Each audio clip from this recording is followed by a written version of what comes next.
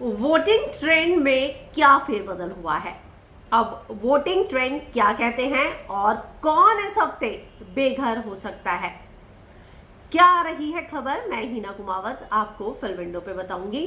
तो यहां पर जब तक वोटिंग लाइंस खुली हैं, आप जानते ही हैं, कभी कोई ऊपर होगा तो कभी कोई ऊपर होगा। लेकिन अब 3 लोगों में कौन सबसे ज्यादा वोट बटोर रहा है और किसको सबसे कम वोट मिल रहे हैं। जहां सुबह इनिशियल वोटिंग ट्रेंड सामने आए थे, उसमें अभिषेक यानी कि फुकरा इंसान सबसे आगे था। नो डाउट फुकरा की फैन फॉलोइंग है और इस बारे में मतलब फुकरा को सबसे ज्यादा वोट मिलेंगे ये आप जानते ही हैं। लोगों ने तो पहले हफ्ते में ही ये दावे करने शुरू कर दिए थे कि फुकरा ही ये शो जीतेगा।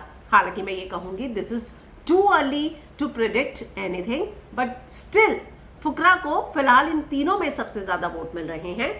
दूसरा नंबर सुबह आकांक्षा का था और तीसरे नंबर पर जिया थी। लेकिन अब जो उलटफेर देखने को मिल रहा है उसमें जिया दूसरे नंबर पर आ चुकी है और आकांक्षा तीसरे पर।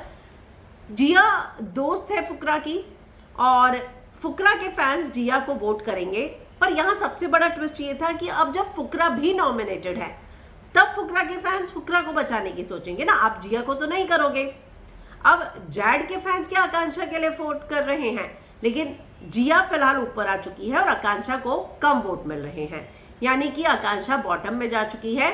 अभिषेक और आकांक्षा में कल जितनी भी चीजें हुई उसके बाद अभिषेक तो आकांक्षा से बात नहीं कर रहा, क्योंकि उसने कन्फेशन रूम में जाकर बोल दिया मैं तो इस प्लानिंग में शामिल नहीं थी, मेरी कोई गलती नहीं है। तो आप अपना पल्ला झाड़कर बाहर आ गए, आपने दिखा दिया कि आप एकदम क्लीन है, आपकी कोई आपने जो भी किया उसमें आपका कोई लेना देना नहीं था। ये सब कुछ अभिषेक और जिया ने किया। लेकिन खैर सजा तो उन्हें भी मिली क्योंकि वो भी उस कॉन्वर्सेशन का हिस्सा थी, तो उन्हें भी सजा मिली है, वो भी नॉमिनेटेड है। तो अब आकांक्षा को सबसे कम वोट मिल रहे हैं, तो इस हफ्ते आकांक्षा जो है घर से बेघर हो सकती हैं। आपको इस बारे में क्या लगता है, कमेंट करके जरूर बताएं।